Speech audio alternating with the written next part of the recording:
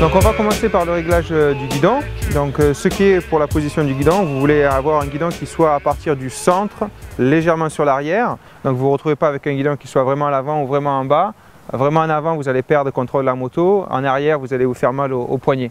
Donc le but, c'est d'avoir un guidon qui soit à peu près juste légèrement dans l'arrière, dans l'axe de la fourche. C'est le plus important. Au niveau des leviers, après, bon, il y a la position centre aussi est la meilleure.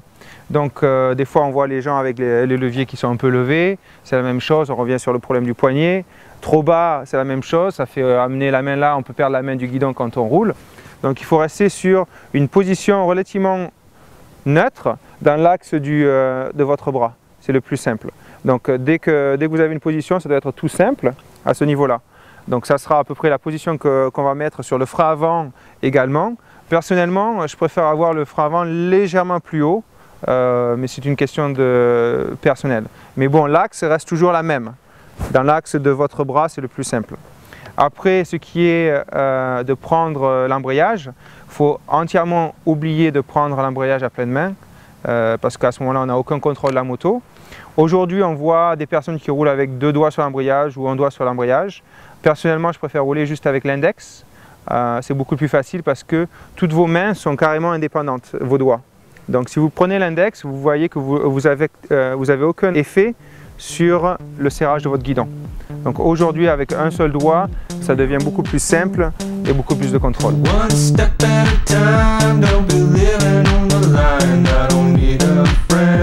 Pour ce qui est du sélecteur de vitesse, il est important d'avoir le sélecteur légèrement plus haut que le repose-pied.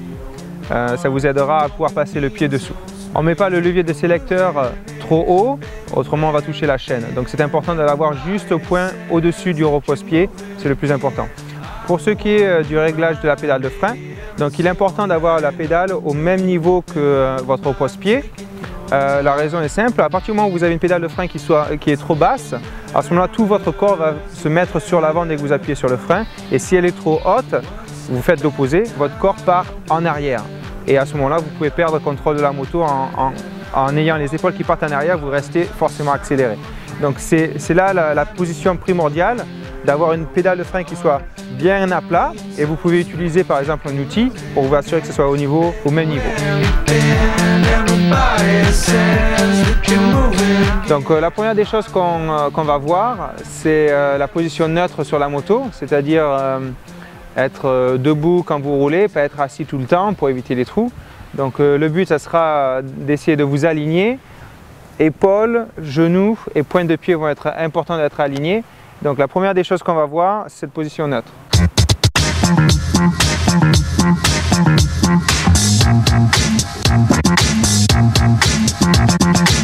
Donc cette position neutre, c'est très important de vous mettre debout et d'essayer de garder la tête au niveau de la barre de votre guidon.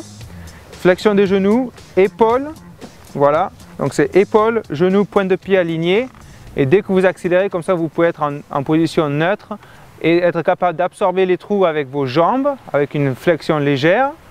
Et surtout de contrôler la puissance de votre moto. On est bon, on va aller rouler maintenant, c'est le moment de l'échauffement. Enfin, on roule un petit peu, c'est parti.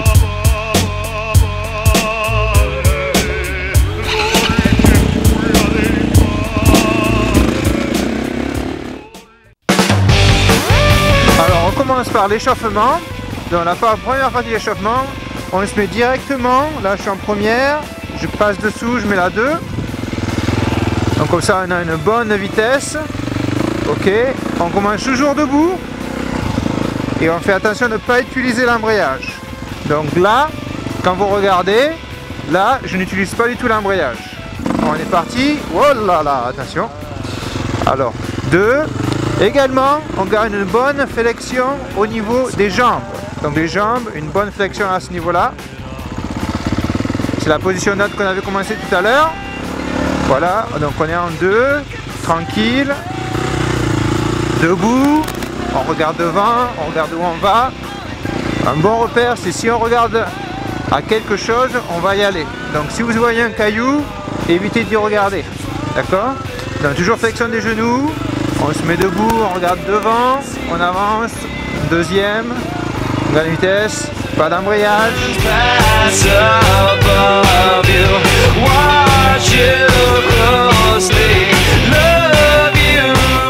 Après, la prochaine étape, c'est être capable de s'asseoir et de se lever. La partie maintenant, on va s'asseoir. Donc on va commencer par position debout et après position assise. Et quand on s'assoit, on tend la jambe. Très important. Donc on se lève, on s'assoit, on sort la jambe.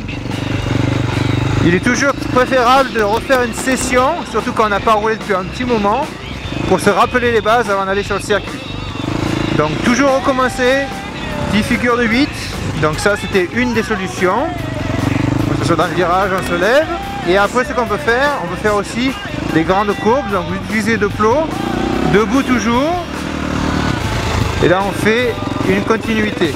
On fait un grand cercle de chaque côté, ça va vous faire travailler vos appuis externes, donc c'est là où quand on s'assoit dans le virage, on fait bien attention de bien serrer la moto et d'appuyer. Très important, on peut le faire à gauche et après on peut changer, le faire sur le côté droit. Donc on fait le côté droit, on continue, hop, tout debout, sans embrayage, on laisse la moto couler, on regarde où on va et voilà.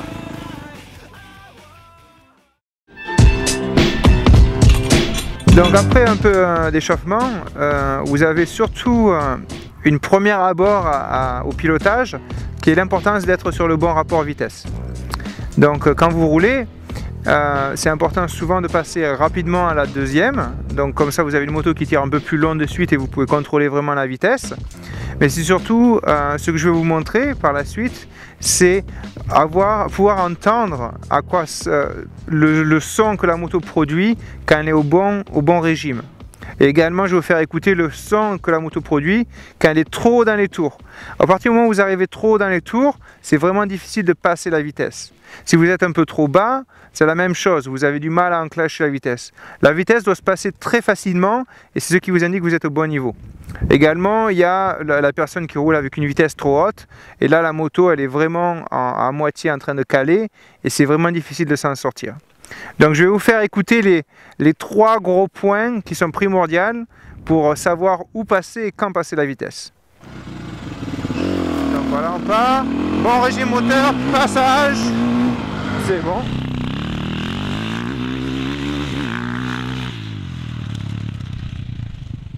On y va. Là c'est le passage, la moto tourne les tours.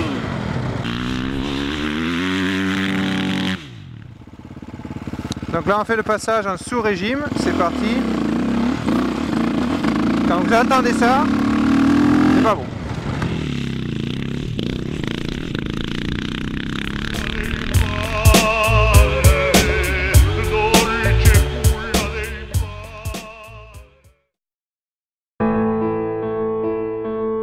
Après l'échauffement, on va commencer sur le freinage qui est la base de la sécurité.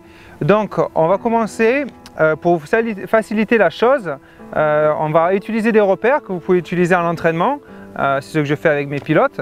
Donc on va déjà utiliser le plot bleu. Donc le plot bleu va être le repère où c'est la première démarche du freinage où on coupe les gaz. Donc ça sera la première action que je vous montrerai qu'il faudra faire. C'est-à-dire au plot bleu, on arrive, on coupe les gaz. Après, on va passer au plot jaune. Donc voici le plot jaune. Ce qu'on va faire au plot jaune, ça sera la position. Je vais revenir après ultérieurement quelle sera la position exacte, mais ça sera le point le plus important, la position du corps sur la moto. Et après, on arrivera au rouge, le plot rouge qui servira à votre point de freinage. Donc je vais vous expliquer qu'est-ce que va être le point de freinage en relativement court, et après le plot blanc qui donnera l'endroit où on commence à lâcher légèrement les freins afin d'anticiper l'obstacle ou le virage qui suit.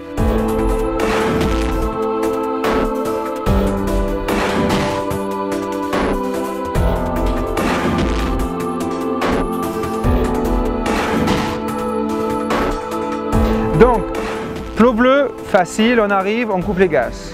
On tombe sur le plot jaune. Le plot jaune est la partie la plus stratégique de votre freinage. Donc il faut être debout. Déjà on vient d'une position neutre, donc la position neutre était épaules, genoux et pointe de pied alignés. Et là, on va passer sur la position des jambes. Donc la position des jambes, c'est dès qu'on coupe les gaz, il faut qu'on puisse sentir une pression qui commence à l'intérieur de la paume ici, où on se sert pour appuyer sur le guidon lui-même. À partir du moment où vous appuyez sur le guidon avec cet intérieur de paume, ce qui va se passer, c'est que votre genou va pouvoir reculer. Et ce qu'il va avoir exactement, c'est que votre genou d'ici va se reculer et passer au-dessus de la cheville ou derrière la cheville. Ce passage au-dessus ou derrière la cheville va commencer à mettre le poids sur l'arrière de la moto. À partir du moment où vous avez le poids sur l'arrière de la moto, maintenant on peut passer au plot rouge, qui est le freinage. Généralement, le freinage, le plus important, c'est déjà la première des choses, utiliser le frein arrière pour commencer à affaisser la moto, et puis après, ensuite, ajouter le frein avant, pour vraiment s'arrêter. Tout le freinage se passe sans utiliser l'embrayage. C'est comme conduire une voiture. Si vous utilisez l'embrayage quand vous êtes en train de freiner et que vous rentrez dans une courbe, vous allez tout droit dans le fossé. Mais la moto se passe de la même façon. En 2 temps, en 4 temps, c'est exactement la même chose. À partir du moment où vous lâchez l'embrayage, c'est super important de bien se mettre sur l'arrière et vous allez commencer à sentir l'adhérence de la moto. Vous pouvez baisser les rapports après le plot jaune sans aucun problème, sans utiliser l'embrayage. C'est un point qui est important et vous allez pouvoir entendre la chaîne qui claque. À partir du moment où vous avez la chaîne qui claque, c'est l'endroit parfait. Vous êtes à l'endroit maximum où vous pouvez avoir l'adhérence maximale pour le freinage. Donc c'est ce qui va se passer. Et enfin, on tombe au plot blanc. Le plot blanc, et c'est quand vous anticipez l'obstacle qui arrive ou le virage en lui-même. Donc vous devez passer de la sensation de sentir le freinage et l'appui sur le paume de la main contre le guidon à commencer à sentir la pression se relâcher. À partir du moment où vous sentez la pression qui se relâche, ça veut dire que vous êtes en train de lâcher les freins et pouvoir anticiper l'obstacle qui arrive.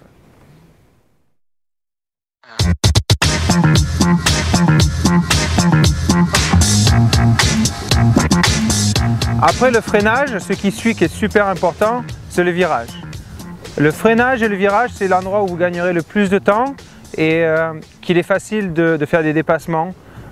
C'est pour ça que c'est important de bien savoir freiner et continuer son action dans le virage. Donc on va commencer le virage avec 4 étapes comme pour le freinage.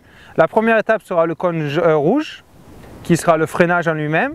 Le cône jaune qui donnera la position qui est très importante pour le virage. Si vous n'arrivez pas à avoir la bonne position au bon moment, c'est là où vous allez vous louper.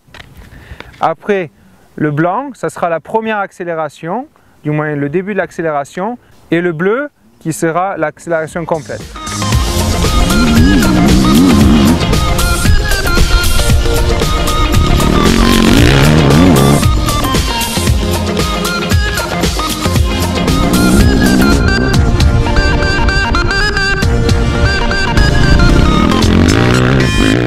Donc quand on arrive au polo rouge, le plus important, c'est le freinage. Les 3 points qu'on a travaillé déjà précédemment, c'est-à-dire couper les gaz, bien sur l'arrière de la moto, fesses en dehors de la selle, à peu près à ça de distance de la selle, le genou qui passe au-dessus ou derrière la cheville ou le repose-pied, et après freinage. Donc cette partie-là est super importante. Ce qui nous amène au plot jaune, qui est l'endroit où vous arriverez à effectuer le meilleur virage possible en ayant la bonne technique. Quand vous arrivez au plot jaune, le point le plus important est de lâcher le frein arrière et le frein avant. C'est l'endroit où vous commencez, lâchez le frein arrière. Vous pouvez lâcher le frein arrière en utilisant le fait des pointes de pied, lâchent et vont sur le côté de la moto. À ce moment-là, vous arriverez bien à lâcher le frein arrière. Je ne vais pas avoir une jambe qui se lève pour aller sur le repose-pied parce qu'automatiquement vous allez l'attraper plus tard. Donc c'est très important d'appuyer et quand vous lâchez le frein, c'est sur le côté. Ça vous aidera à bien maintenir la moto. Après que vous ayez lâché les freins, très important de venir s'asseoir et vous asseoir sur le devant du réservoir de la selle. En même temps que vous asseyez, il faut amener la jambe et mettre la jambe à un seul mouvement. C'est primordial. C'est-à-dire on ne vient pas s'asseoir et après on sort la jambe. Si vous faites ça, ce qui se passe, c'est que vous perdez toute l'inclinaison que vous avez dans l'entrée du virage. Donc il est très important d'arriver et en même temps que vous avez le mouvement de l'arrière de la moto, lever son pied et s'asseoir en ayant la jambe qui sort en même temps. Donc pas avoir de temps de retard. Quand on s'assoit, c'est très important de s'asseoir sur l'extérieur de la selle, surtout pour un virage à plat. C'est la raison numéro 1 qui vous aidera à passer vite dans ce virage-là. Donc vous devez avoir une fesse sur, quelque part en dehors de la selle, la fesse extérieure, et l'autre fesse sur la selle. Comme ça vous assirez sur la moto gardera de l'inclinaison et vous serez beaucoup plus droit. Ça vous aidera à avoir une bonne vitesse et vraiment tenir la courbe. Après, le passage du jaune au blanc, au cône blanc, est le passage le plus difficile du virage. Le plus difficile parce qu'il ne faut rien faire. Donc entre le passage du jaune et du blanc, il n'y a strictement rien à faire. Ça paraît facile à dire, mais quand vous êtes sur la moto qu'il faut laisser la moto couler, ça demande vraiment beaucoup d'efforts. Beaucoup de personnes ont tendance à souvent accélérer un peu plus tôt, ce qui vous fait sortir du virage, ou arriver trop vite, même chose, ça vous fait sortir du virage. Donc avoir la bonne vitesse d'entrée, être capable de lâcher les deux freins, s'asseoir avec la jambe, sortie, et attendre d'arriver au plot blanc. Votre plot blanc qui est le début de l'accélération. Donc ce début d'accélération est très important parce qu'il faut savoir accélérer d'une façon constante et légère. Donc vous commencez à accélérer légèrement avec un tout petit filet et dès que vous arrivez au plot bleu, c'est là où vous pouvez vraiment accélérer et avoir une belle sortie de courbe.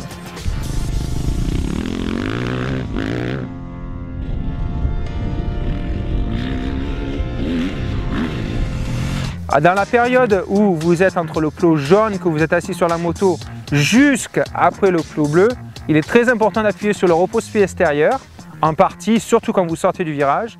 Mais dans le virage, c'est d'essayer de serrer avec le genou le réservoir d'essence, comme si vous essayez de sortir l'essence du réservoir.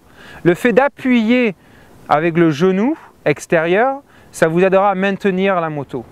Souvent, beaucoup de monde font l'erreur d'appuyer de bonne heure, et ça redresse légèrement la moto.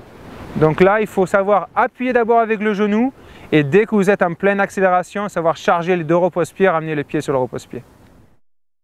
I scratch till my fingers go numb, but my skin never bleeds. A silent accomplice wakes and feeds when I'm asleep. Une autre sorte de virage, on attaque la courbe. Souvent on a des courbes sur les terrains. Donc il y a plusieurs possibilités pour passer dans les courbes, soit passage debout, soit passage assis. On va commencer plutôt par le passage debout.